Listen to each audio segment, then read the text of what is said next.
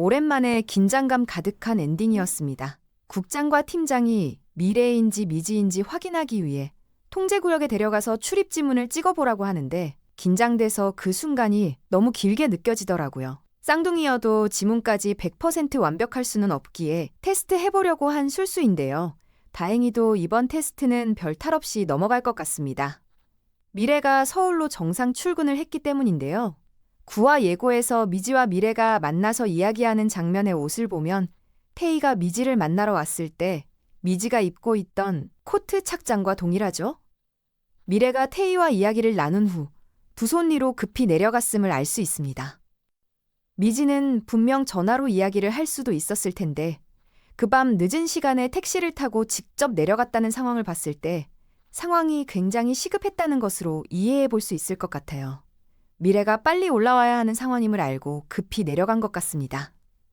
그렇다면 김태희를 만난 미지는 뭘 듣고 그리 급하게 내려갔던 걸까요? 아마도 김태희는 미지에게 김수연이 자신의 누나임을 밝히는 동시에 다음날 회사 임명 게시판에 국장 이하 이인방에 내부 비리 자료를 업로드할 계획을 알려주려고 한 것 같아요.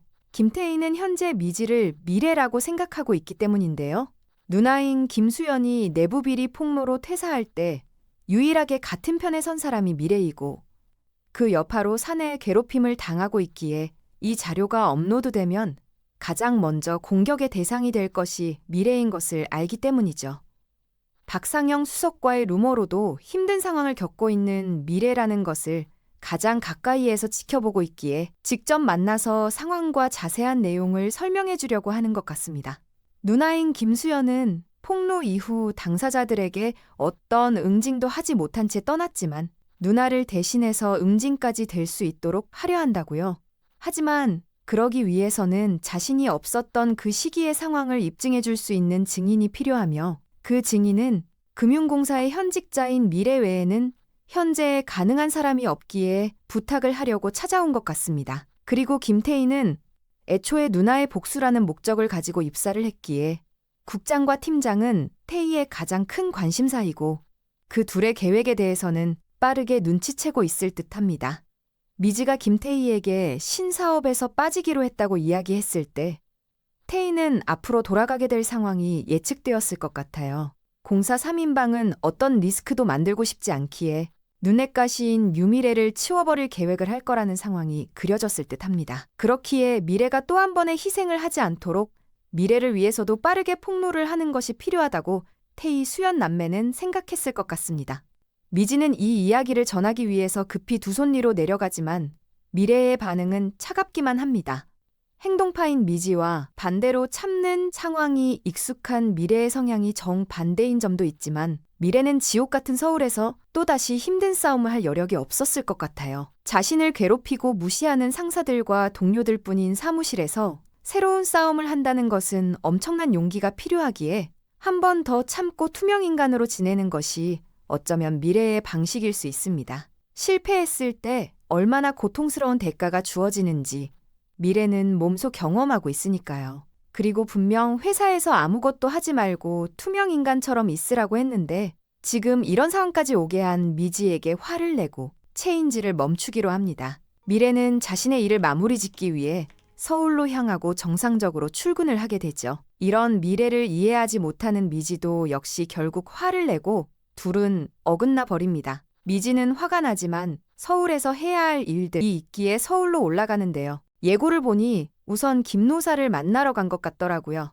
이때 입은 까만색 후드티가 전날 미래가 딸기밭 갈 때 점퍼 안에 입었던 후드와 같은 걸 보니 미래가 벗어놓은 옷을 입고 간 것 같은데요. 확실히 미래와 미지는 각자의 자리로 돌아온 것 같습니다. 미지는 김노사에게 자신은 한국금융공사를 다니는 유미래가 아닌 유미지라며 솔직한 자신의 이야기를 전합니다. 김노사는 사실 호수에게 성년후견인이 되어줄 것을 부탁하려고 했지만 이충구의 방문 이후 호수를 경계하게 되었죠. 김노사는 공사와 어떤 관계도 없는 미지라 더 반가웠을 것 같아요.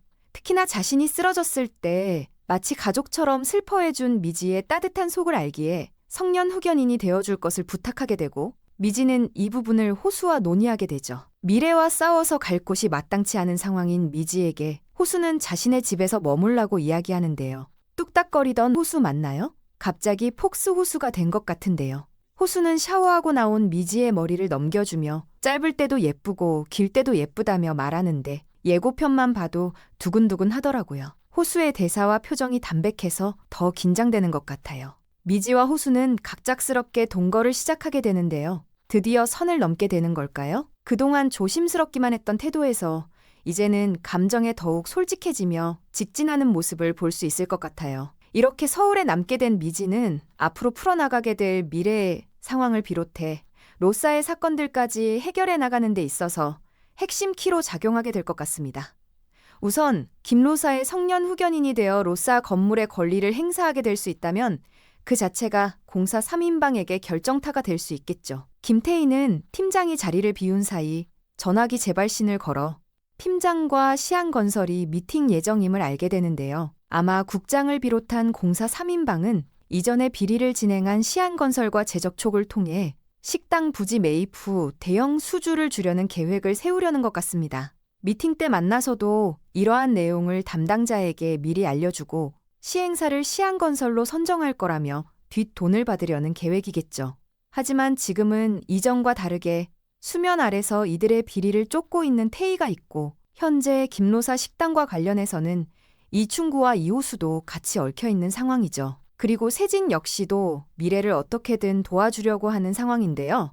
기존 자산운용사를 운영했던 세진은 미래와 대화를 통해 시안건설에 대해 듣게 되고 이상하게 생각이 되어 좀 더 자세히 알아보게 되죠. 알아본 결과 신용등급도 낮고 재무 상태가 불안정한 부실기업인 시안건설을 지속해서 선정했다는 것을 알아내게 될 것 같습니다. 공기관에서 재무 상태가 불량한 건설사를 여러 차례 시공사로 선정한 것은 사실 누가 봐도 이상하잖아요. 세진은 이 점을 이상하게 생각하고 미래에게 관련한 증거 자료들을 전달해 줄 것 같은데요. 아마 이외의 정보들을 알아내는 데에도 세진의 인맥과 정보를 통해 알게 되는 것들이 꽤 있을 것 같아요. 보통 소문도 증권가 찌라시라고 해서 증권가에서 가장 먼저 알게 되고 퍼지게 되잖아요.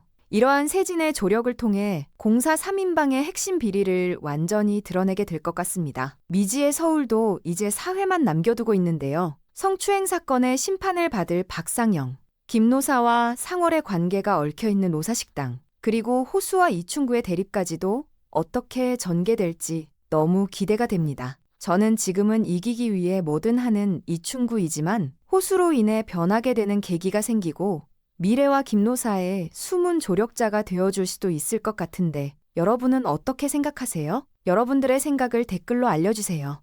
여러분 여기까지 함께 하셨는데 그냥 가시려는 거 아니죠? 구독과 좋아요 눌러주시고 그럼 전 또 다른 리뷰로 돌아올게요.